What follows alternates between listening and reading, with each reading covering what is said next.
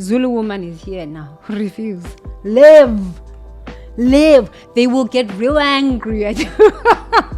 Do you know how many people have tried to take my life? I say, I am immortal. I do not die. Come for me and see what happens. You will learn a lesson that you have not learned before. Try me. Try me.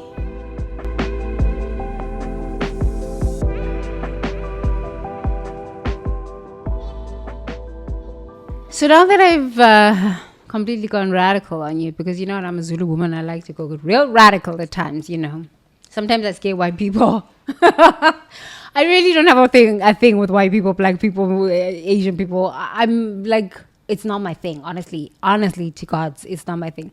I just find it funny because I'm married to a white man and I always like to call him white man. I'm like, hey, white people.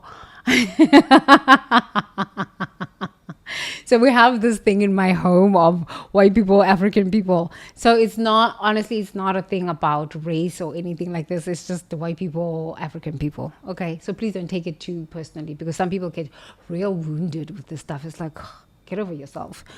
Okay, so now that I've gone real radical on you on this stuff, let's talk about the 5. I'm just going to touch on the 5 money archetypes. And then we're going to unpack them over the coming week so that you can start to understand yourself within the context of distraction, drugged up, depression, debt-ridden, and then, you know, kind of like the disempowerment and just dying out in depression. Oh, hell, we're not doing this. Refuse to die. Zulu woman is here now. Refuse. Live. They will get real angry at you. Do you know how many people have tried to take my life? I say, I am immortal. I do not die. Come for me and see what happens. You will learn a lesson that you have not learned before. Try me.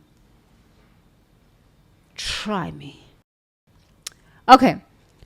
You need to have this level of authority over yourself, over your life force. This is your life. And if somebody tries to make an attempt of your life, you better teach them who's God. You better damn teach them who's God. God is law and God is love. So let's go into the 5 money archetypes. So you have the spender. If you're a spender, you've got to look at yourself through this framework of distraction. How do I distract myself as a spender? We're going to go through all of these archetypes, and we're going to dig deep into it and understand it from the spiritual perspective. What is the energetic dynamics of this? I've had to look at this myself. It's been quite something. But also on the material realm. So what do? I just go mindlessly shopping or shopping online, right? If you've got the spender money archetype, it's neither good nor bad. Just don't judge yourself. Don't hate yourself. Just know, oh, this is what my money archetype is like. Okay, now I can help myself. Oh, Tempe, but like now everybody's experiencing money anxiety. Why are you teaching such kind of topics? You know, shouldn't you be teaching people how to make money fast so that they can pay their bills and not lose their homes and their cars? You know what? What I learned in the stock market when I was a trader is that people learn the most valuable lessons when they are in pain.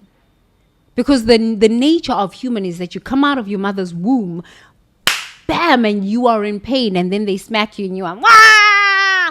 So pain is inherent in the human experience. And I think our senses are more heightened when we are in pain and when we are in fear. We learn the lessons that we need to learn real fast. And I found that pain is quite a teacher. So this is the best time to learn these lessons so that hopefully you can avoid making really disempowered choices. This is the time. I'm right on time. I had this conversation with Mother Aya. I'm right on time. Don't you worry. Right on time. So we're going to look at the spender through through the framework of the distractions, the being drugged up. How do you spend your money with, being drugged up? How do you spend your money on depressive thoughts and things that make you depressed? Maybe you drink a lot and then you end up depressed the next morning. Who knows? On being in debt. I've been looking at debt from a spiritual perspective. And it's been really interesting to look at it for my own life from a spiritual perspective. And I'm like, okay, it's an energy of suppressing life. It's an energy of suppressing life. And that's why you end up depressed and then you and then you die. And then you die. Then you have to come back and redo this life experience and another debt-ridden experience. Oh my God, no thank you. No thank you. Free yourself. Free yourself. So you see, I grew up in church. So growing up in church, we have to have series. We have to have series so that you can understand this process and it can sink in and it can be a part of you, because I'm just a great teacher. Thank you to my mother.